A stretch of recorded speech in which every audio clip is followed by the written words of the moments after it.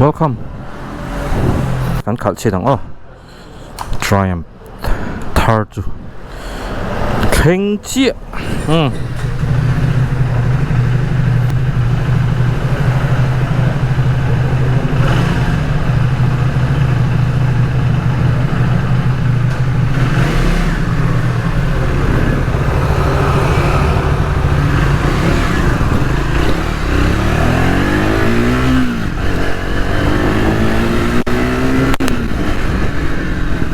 Triumph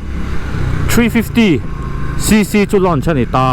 ให้กันขัดชนะตัวนั้นสปีดคันนี้อามาเราจูมิงฮีอาเราละไงเวกะ400ที่เท่าขันนี่โดนนี่จูสปีด400ที่คันนี่เวกะอามาเราจูcc ค่ะอันทากดังลำตานี่จวนนี้เองอาจจะอารมณ์ดังลำนัดที่เขากันสวยชงอามันจูให้กันหูตัวอังคารอามาจวนมันจูรอนกลมตังขลายขาชาจวนเกยนะอาชาก็ตีนะตูร์เอ็มไล่จูมันนี่ขานินเบียดแต่กันกลัวแล้วกันขัดเชฟขานี่เฮ้ยอินคันไล่บอรัวกันเนี่ยเฮ้ย AMC RMC กำเป็นลุยไหมอ๋อให้เรามาเห็นเพย์พอดีละกองโชว์วิตลานชิ้นล็อกของ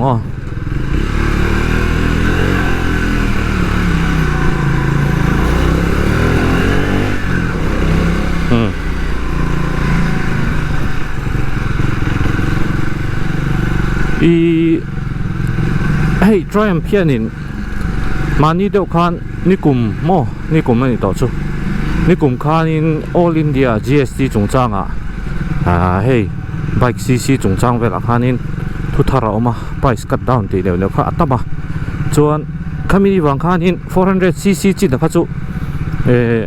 อามันค่ะอารมณ์โตแต่มันนี่จูมีนี่วางจวนขามีข้าเชอริง Triumph เพี้ยนินอินเดียรำกันเนี่ยก็นี่มีเนี่ยอันเป็นเรื่องปนไม่เท่ากับเจ้าเราฮะจูตัวนั้นเห็นcc ที่อันนั้นติดดังลำตาจวนให้ Triumph เป็นอันตีอันฟิงก็ตีนั่นเดียวจูเองกี่มาให้มีcc ดังลำสีเฮียนี่ตัวนั้นกันขัดจีน่าจวนก็ฟีเล่มเรานี่ชวกลุยซอกแต่ขันปาวร์ดังลำนะฮิโมกันผีเดียวโดดขันนี่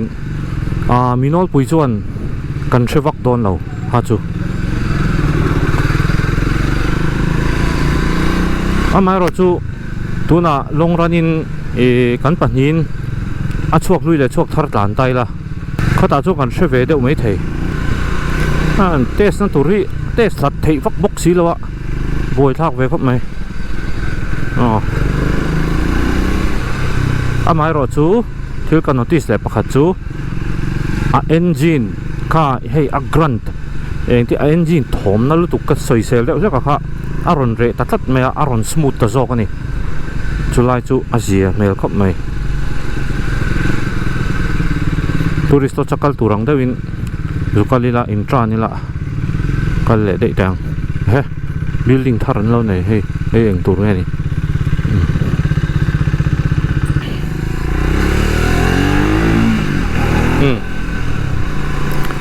Triumph เพี้ยนินข้ามีช่วงลุยเนี่ยนะอินอังเทตูร์ประคันิน350cc นี่มาเซ่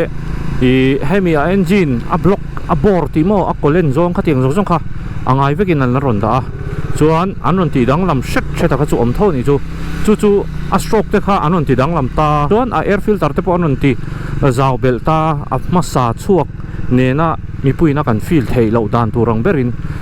ขลายเตค่ะอันนั้นตีดังลำเวนี่จวนอเมริกาจูไอ้เราว่าให้จวนดังเราเทยตัวเราตาhorse power ที่เวลาเห็นเฉดเต็นข้างเขาให้กระรนตาแล้วนังเห็นอารมณ์ดังลำเวเลยอันนี้มาป่วยท่าแค่เตสนั่นจูฟูจิแล้วนี่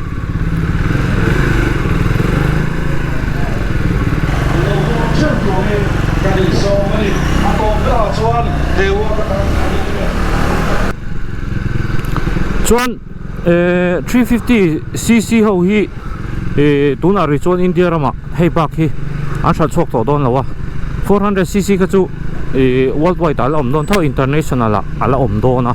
จวนอินเดียรามากันเลยเทชินะจู 350cc เขาอะไรนี่ต่อโดนที่นั่นนี่จูจวนอามาเลยเขาก็จวน international bike in local ต่อที่นั่นนี่จูอามาเราจูเฮ้ยตัวนั้นก็ฟีล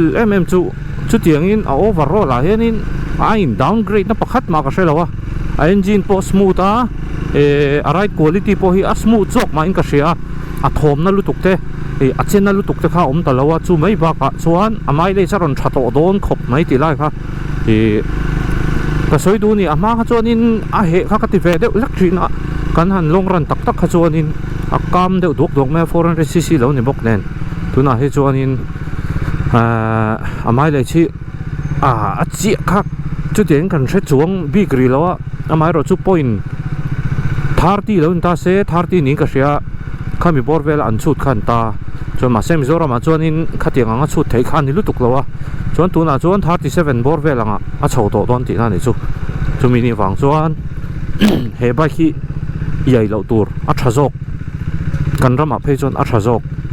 kan ma mo dana po a thazok don ti kha karon soi ni e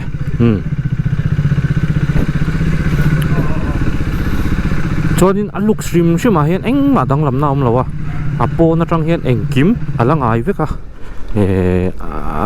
engine casing zong te a ke te a tingki te engma danglam na lawa khalama khanin boina lawa chuan a price hi aron thato em boka ma ai khanin khalai te kha a leitur ten kan sia tanga ni he bike ki khal nuam hi chu ka ti ve khop mai mizorama bike khal nuam ber te jing mi tia kan sei khan ya a chan chu a flick ki nuam me ma ama hi a power zong ne henin kan ramina adu tok vel viau ang khan oma khalai te kha short right tak karon ti ve ni chuan a thui deuh ni lawin a poimo ang turang chi te kha ti khan karon soya chuan kan din chilanga kan walk around le zoyang Triumph omna showroom te shelo te kan lom takin chan mari a hian oma lai kol chho hi theng chuma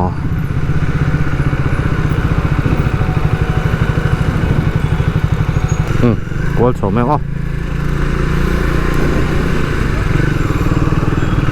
chan mari chal tlang road a hian Triumph showroom hi oma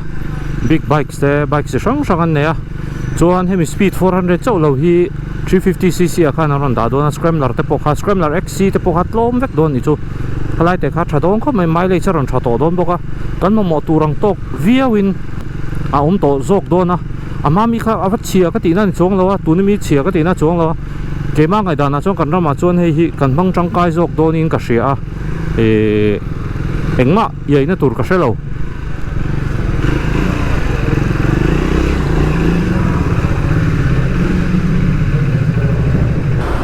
chuan hei hi athar zawk 350cc kan ti khani ta adang lamna chuna chu helai te hin me helai te hian a hriat than ve helai an aziak hi heta hian a hlui hei hi a hlui zawk khan ta 400 tin zeka ta hi chuan ain ziak ta lo ta chuan he build quality engma kha boina lo a in ang veka ama ai khana thato zawk ke moti hial zawk tur ania Triumph ka du ne mem chu an build quality and fit and finish rang hi world class heavy an uluk ti sheta bike hi chang kan test call to ha chu ka hre chianga vatia honest review ni chu khatianga ka wa fak lem mani lo nia keima experience atanga ka soi ania chuwang chuan Triumph hi chu ka fak ve thot hei hi a hlui zawk khani ta akhal tam vak lo chuan infill lawang ka soi tok ngam chu engma danglam na chu tiangin a power delivery a khanin atam lawa entiran lowin rekta ula hei le hei hi chetein hei hi adok ve deuh chawang ti turang velin infill karing chuwang chuan hei hi awa yai chuang lo a leitur te khan amai le cha thazok dona engine a ma ain overall performance a smooth zoka an thak danglam ha chu hote te kati to kha air filter te heta a stroke ti vel me camshaft te khatiang ang neu kha an thak danglama engine chunga components kha chu tiangin adanglam turu lo ni chu angai ang tho ni mai chu wang chuan lova yai sui hei Triumph pa lei thei noma aman po thato khop mai no fa check it out ve don ne chuan in enge ingai dang comment section ata khan on soi ve shim la hetia comment sa kan ngai dang kha soi thatho mai ro chu test tur om tho nang manin in lei don chuan awa test sei rang ti kha karon soi du ne in du lein han te khin ve langa enge te po in shit theina na mai ro chu soitong khan so chu an launch to don lawa international version to tur ani awangin 400cc chu 350 chok om to don ti na ni chu okay hot